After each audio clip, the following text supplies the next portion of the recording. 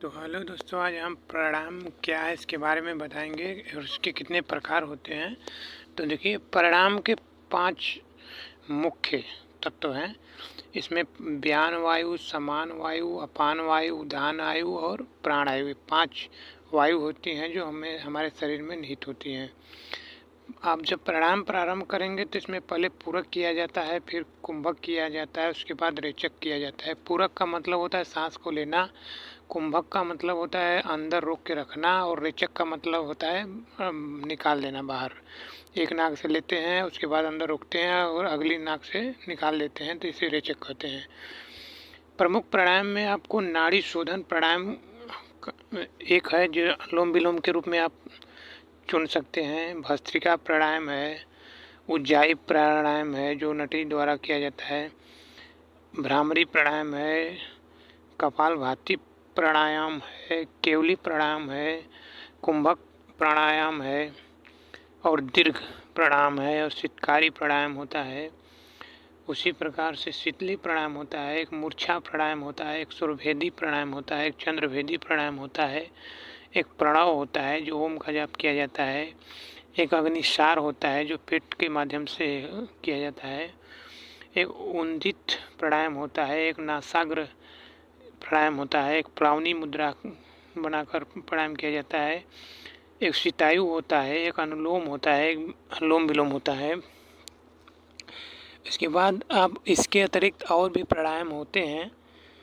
अन्य प्राणायाम के रूप में देखिए क्या है कि अग्नि प्रदीप्त प्राणायाम, अग्नि प्रसारण प्राणायाम, एकांड स्तंभ प्राणायाम, सर्वद्वार वध प्राणायाम, सर्वांग स्तंभ प्राणायाम, समत व्याहृत चतुर्मुखी प्राणायाम, प्रच्छर्दन प्राणायाम, इंद्रगमन प्राणायाम, वाम रेचन प्राणायाम, दक्षिण रेचन प्राणायाम, शक्ति प्रयोग प्राणायाम, त्रिबंध रेचक प्राणायाम, खंडवात उदा पूरक प्राणायाम, हृदय स्तंभ प्राणायाम, मध्य रेचन प्राणायाम, त्रिबंध कुंभक प्राणायाम, उदरमुखी प्राणायाम, भस्त्रिका प्राणायाम, नाड़ी शोधन प्राणायाम, नाड़ी अवरोधन प्राणायाम, सुख प्रसारण प्राणायाम, पूरक कुंभक प्राणायाम, षण्मुखी रेचन प्राणायाम, दीर्घ श्वास प्रश्वास प्राणायाम, भायांतर कुंभक प्राणायाम, वक्षस्तर रेचक प्राणायाम, वायवी कुंभक प्राणायाम, मुख रूप पूरक कुंभक प्राणायाम।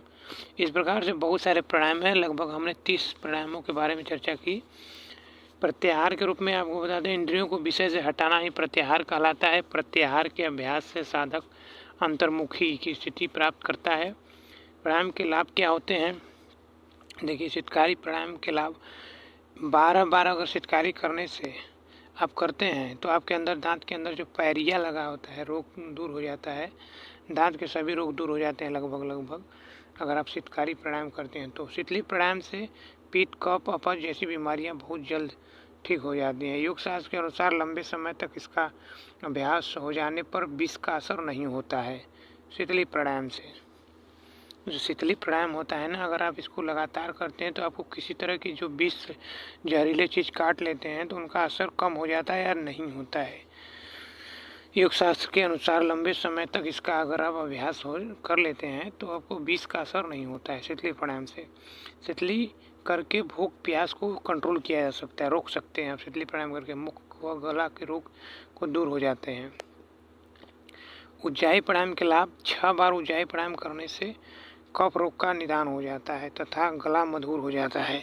इसके नियमित अभ्यास से हकलाना दूर हो जाता है।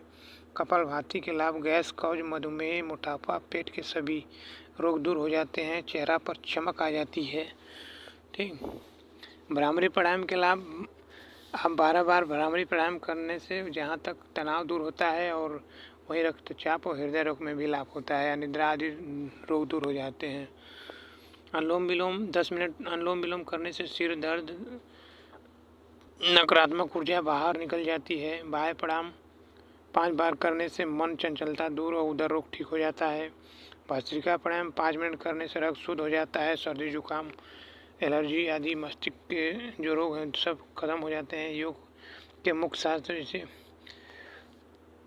योग क्रियाएं हैं: सूत्र नेति, धृत नेति, धौती, वमन धौती, वस्त्र धौती, दंड धौती, गजकरणी वस्ती, जल वस्ती, कुंजर, नवली, त्राटक, थकुनी, गणेश क्रिया, बाधी, लघु शंख प्रक्षालन, शंख प्रक्षालय, कपालभाति आदि होते हैं।